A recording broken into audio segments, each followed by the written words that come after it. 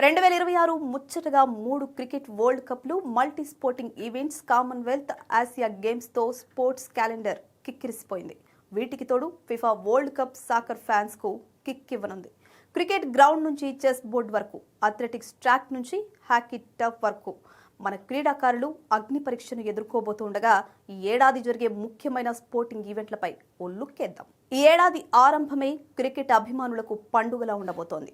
తొలి 3 నెలల్లోనే 2 సహా మొత్తంగా 3 వరల్డ్ కప్స్ క్రికెట్ ఫ్యాన్స్ను ఉర్రూతలూగించనున్నాయి. జనవరి 15 నుంచి ఫిబ్రవరి 6 వరకు జింబాబ్వే, నమీబియా వేదికగా అండర్-19 వన్డే వరల్డ్ కప్ జరగనుంది.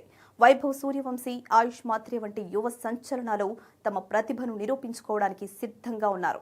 ఆ తర్వాత స్వదేశంలో ఫిబ్రవరి 7 నుంచి మార్చి 8 వరకు జరిగే మెన్స్ T20 వరల్డ్ కప్ లో సూర్యకుమార్ యాదవ్ నేతృత్వంలోని ఇండియా డిఫెండింగ్ ఛాంపియన్ గా బరిలోకి దిగనుంది.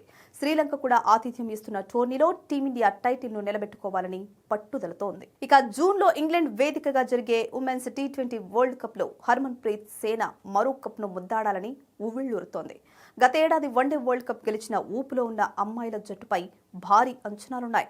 ఇక ఉమెన్స్ ప్రీమియర్ లీగ్ హంగామా జనవరి 9 నుంచే మొదలవనుండగా సమ్మర్ క్రికెట్ కార్నివల్ IPL మార్చి 26న మొదలై మే 31 వరకు సందడి చేయనుంది. ఈ ఏడాది 2 మెగా కాంటినెంటల్ ఈవెంట్లకు వేదిక కానుంది. అందులో మొదటిది కామన్వెల్త్ గేమ్స్. జూలై 23 నుంచి ఆగస్టు 2 వరకు గ్లాస్గోలో పోటీలు జరుగుతాయి. గతంతో పోలిస్తే అతి తక్కువ క్రీడలు ఉండడంతో ఈసారి కామన్వెల్త్ కళ తప్పింది. బడ్జెట్ కారణాల రీత్యా షూటింగ్, రెజ్లింగ్ వంటి క్రీడలను తొలగించడంతో ఇండియాకు నిరాశ కలిగించే విషయమే అయినా అథ్లెటిక్స్, బాక్సింగ్, వెయిట్ లిఫ్టింగ్ లో పతకాలు సాధించాలని మన అథ్లెట్లు చూస్తున్నారు. కామన్వెల్త్ గేమ్స్ ముగిసిన వెంటనే ఆసియా గేమ్స్ పై ఇండియా ఫోకస్ పెట్టనుంది. ఈ పోటీలు సెప్టెంబర్ 19 నుంచి అక్టోబర్ 4 వరకు జపాన్లోని ఐచి నాగోయాలో జరగనున్నాయి. ఈ గేమ్స్ 2028 ఒలింపిక్స్ కు అర్హత సాధించడానికి అత్యంత కీలకం కానున్నాయి. హాకీలో స్వర్ణం గెలిచిన జట్టు నేరుగా లాస్ ఏంజల్స్ ఒలింపిక్స్ కు అర్హత సాధిస్తుంది. అలాగే 4 ఏళ్లకోసారి సాకర్ అభిమానులను ఉర్రూతొలగించే ఫిఫా వరల్డ్ కప్ కు ఈసారి అగ్రరాజ్యం అమెరికా ఆతిథ్యం ఇవ్వనుండడం మరింత స్పెషల్ గా మారింది. యుఎస్ఏతో పాటు కెనడా, మెక్సికోలోని 16 సిటీల్లో జరిగే మెగా టోర్నీలో ప్రపంచంలోని 48 అత్యుత్తమ జట్లు తలపడనున్నాయి. ఇక ప్రస్తుతం వరల్డ్ ఛాంపియన్ గా ఉన్న గుకేష్ కు సవాల్ విసిరే వారిని క్యాండిడేట్స్ టోర్నీ నిర్ణయిస్తుంది.